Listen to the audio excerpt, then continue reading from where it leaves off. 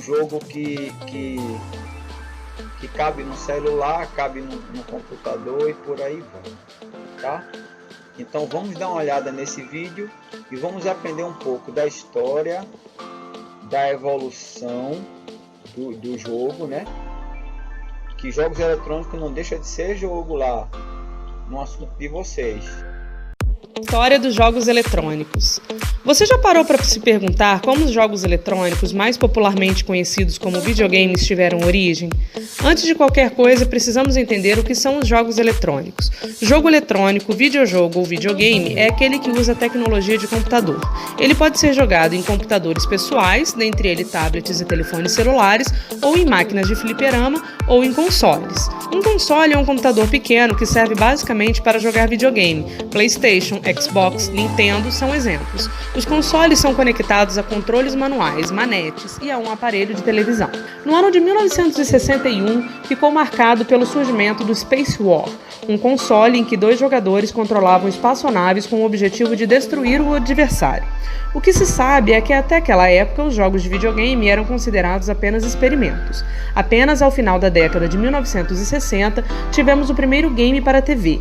Ping Pong é a invenção de sucesso e um marco na história dos jogos. Posteriormente, a Atari utilizou-se de uma ideia parecida para introduzir o seu primeiro game no mercado consumidor, o Pong, em 1972, que se tornou um fenômeno. O console Atari 2600, lançado nos Estados Unidos em 1977, foi o primeiro jogo que virou febre por aqui, ao chegar ao país em 1983 com mais de 500 games disponíveis. Pode-se dizer que a década de 80 marcou história na indústria dos jogos eletrônicos, uma vez que foi nesse período que consoles inesquecíveis até os dias de hoje, como Tetris, Super Mario Bros., Pac-Man, entre muitos outros, começaram a surgir e se tornaram clássicos dessa época. O grande destaque vai para o lançamento do Super Nintendo, desenvolvido pela Nintendo para concorrer com o Mega Drive. Após anos de sucesso do Super Nintendo, a empresa criou o Nintendo 64, que apesar de possuir certa popularidade, acabou sendo superado em vendas pelo PlayStation da Sony. O novo milênio é marcado pela chegada do PlayStation 2 e da entrada da Microsoft nesse segmento com o Xbox, que alcançou rapidamente o segundo lugar no mercado. E daí em diante, os lançamentos continuaram a acontecer. Xbox 360, Xbox One, Wii, Wii U, PlayStation 3, PlayStation 4, Nintendo Switch, entre outros. Jogos para móveis. Hoje, smartphones e tablets são capazes de rodar jogos com gráficos incríveis e uma complexidade tão alta quanto aquele que encontramos em alguns consoles. Porém, essa realidade nem sempre foi a mesma, já que, assim como os videogames, os celulares também passaram por uma evolução considerável nos últimos anos até chegarmos ao nível atual. Contudo, ao contrário dos jogos para consoles, os games para dispositivos móveis experimentaram uma evolução muito mais acelerada e considerável. Tudo começou em 1994 com o lançamento de um celular da Cetelco chamado MT-2000. Embora não tenha feito muito sucesso, esse aparelho abriu as portas para o surgimento de games em dispositivos móveis com a chegada de Tetris, e foi o empurrão que a indústria precisava para dar início a um grande e lucrativo mercado.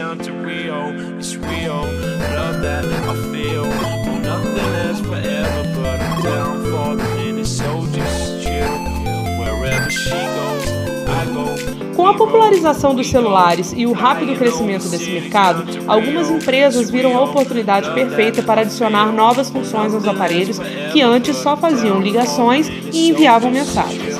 Em 1998, a Nokia lançou modelos que chegavam com 3 jogos pré-instalados: Memory, Snake e Logic. O famoso jogo da cobrinha foi um sucesso gigantesco, surgindo como uma diversão casual, porém rotineira na vida de muitas pessoas. Se antes só era possível se divertir em frente a um videogame e uma televisão, agora dava para passar horas com o celular na mão para competir com os amigos para ver quem fazia mais pontos. Mais tecnologia dá origem a mais jogos. Com a evolução dos celulares, os jogos puderam experimentar um salto gigantesco em qualidade gráfica e jogabilidade. Foi entre os anos de 2007 e 2009 que vimos os primeiros aparelhos com tela colorida aparecer no mercado, além dos primeiros games com cenários 3D a chegarem nesses dispositivos. O grande uso da função Touch vem através do Angry Birds. Munido de um estilingue e uma física de jogo super divertida, o jogo rapidamente se torna um sucesso global que eventualmente atinge mais de 15 bilhões de downloads. Em 2012, finalmente é lançado Candy Crush, que quebra inúmeros recordes de downloads e de usuários ativos diariamente, alcançando a incrível marca de 700 milhões de usuários ativos por dia. Entretanto, a tecnologia só se torna realmente conhecida do grande público em 2016, ano em que une a tecnologia com o tema Pokémon para lançar o fenômeno mundial Pokémon Go. A evolução dos dispositivos teve reflexo direto na qualidade dos games. Hoje temos jogos com gráficos quase realistas e que estão se aproximando rapidamente do que é apresentado por consoles de última geração.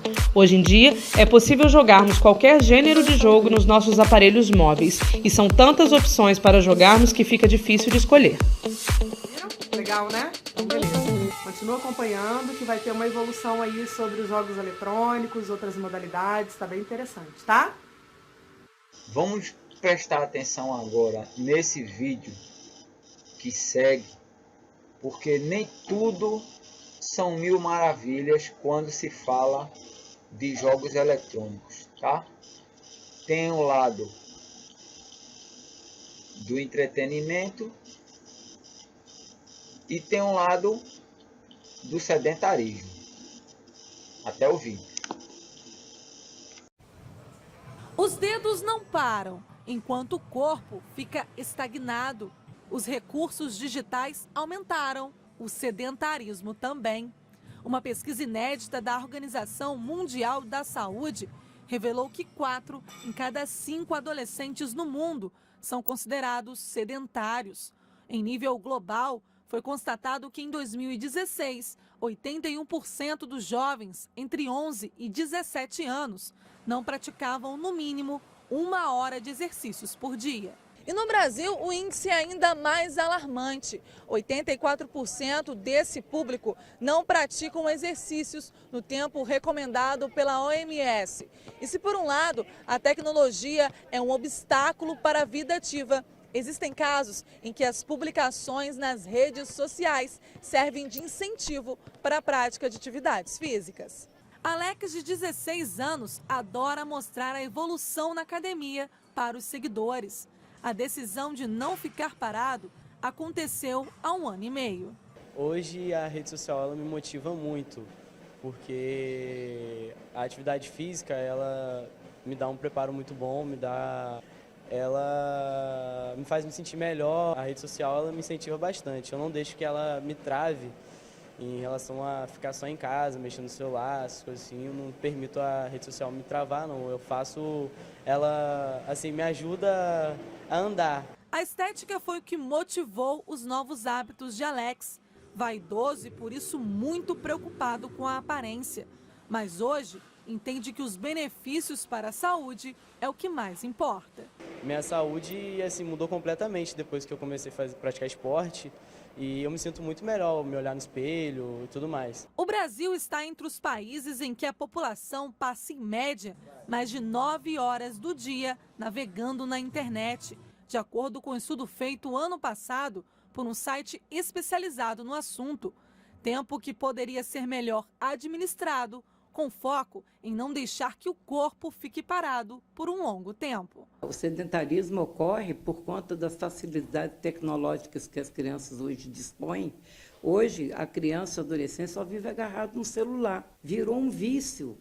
E não é só para as crianças, que as crianças também têm exemplo dentro de casa, que são os pais. Então, os pais também têm que haver uma moderação, para que lá no futuro essas crianças tenham realmente um futuro legal. Nem sempre Alex tinha essa rotina de estudos e exercícios físicos, não. Ele confessa que antes de começar os treinos, foi um adolescente que se enquadra na pesquisa. Eu era bem sedentário, ficava só sentado em casa, deitado, mexendo no celular. E depois que comecei a malhar, minha vida mudou completamente. A especialista vê com muita preocupação esse número elevado de jovens que não praticam atividades físicas e garante que, se nada mudar, o futuro reserva uma alta taxa de adultos cardiopatas, diabéticos e hipertensos. A obesidade, né, primeiro ponto, que daí vai tender a aparecer um diabetes, uma hipertensão arterial, e que são doenças crônicas importantes, porque a gente tem que pensar também no fator hereditário, porque se na família tem gente diabética, há sim uma predisposição a esse diabetes nessas crianças, nesses adolescentes.